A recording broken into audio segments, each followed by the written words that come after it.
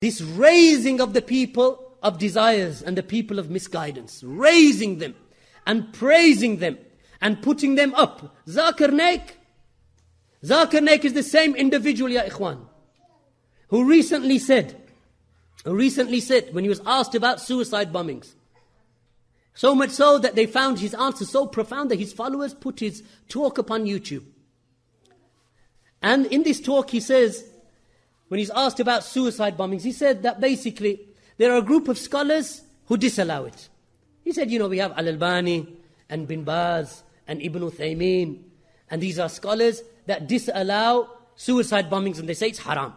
He said, however, there is another group of good scholars also that allow suicide bombings, the likes of Safar al-Hawali and Salman al-Awda. How dare you mention those names in the same breath as Ibn Baz, Ibn Uthaymeen and Al-Albani?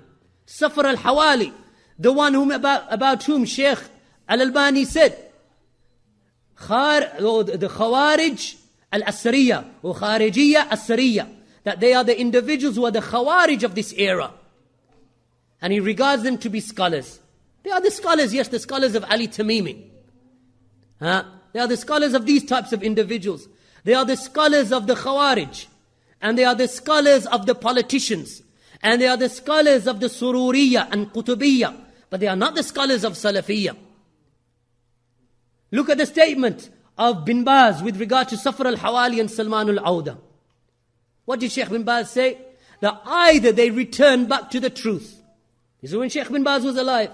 Either they leave off and they make tawbah and they leave off that which they were upon, or they must be prevented.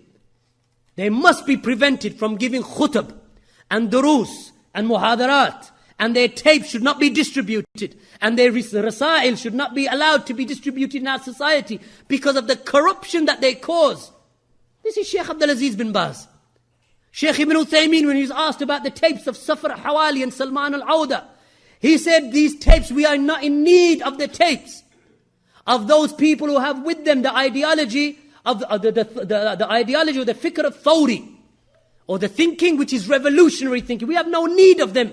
He said, alhamdulillah, you have ulama whose tapes you can listen to. We don't need of the tapes of Safar and Salman, Ibn Uthaymeen. And look what this individual says. And if that wasn't bad enough, ya ikhwan, look at his aqeedah. He said that I studied the scriptures of the Hindus.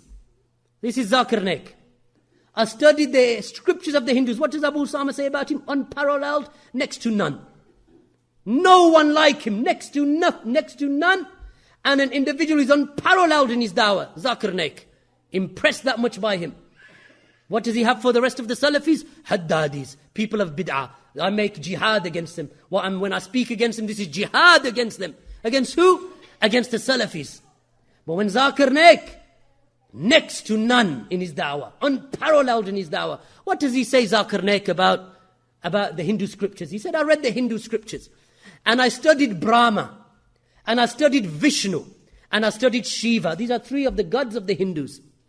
He said, after studying them, I've realized that all of them are, in their eyes of the Hindus, they are creators.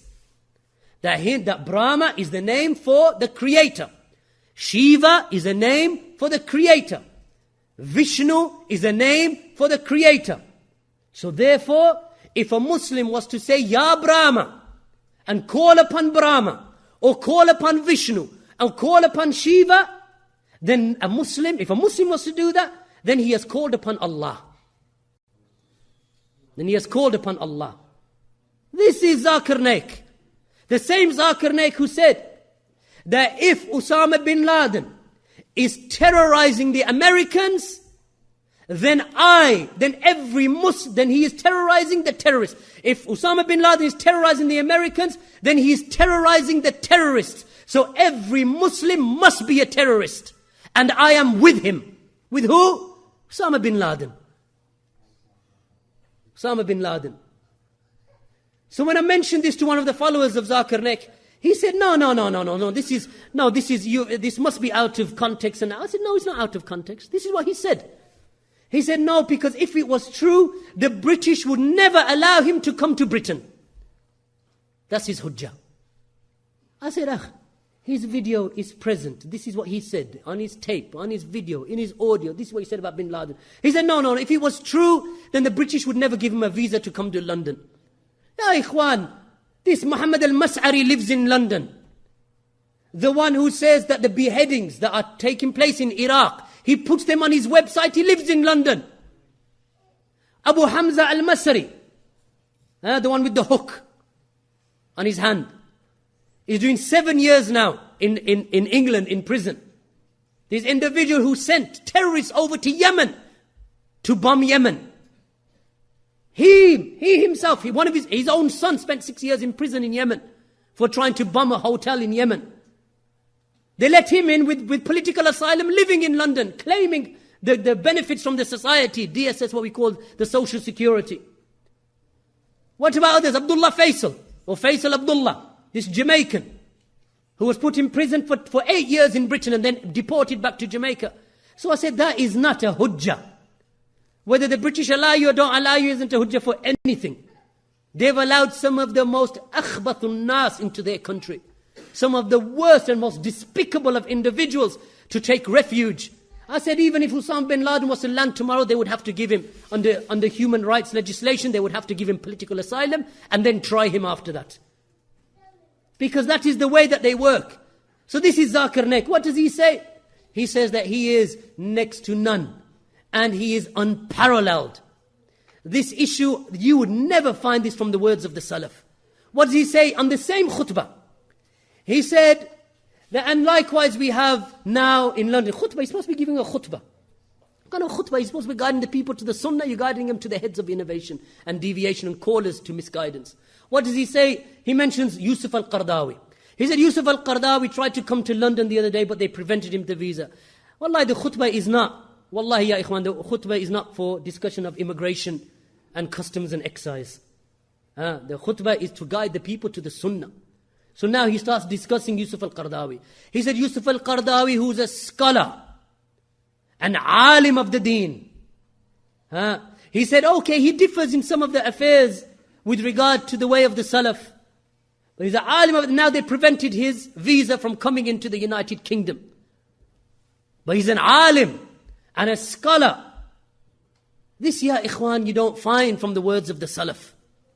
You ever find from the Salaf when they refute a person of innovation that they never used to mention the good points.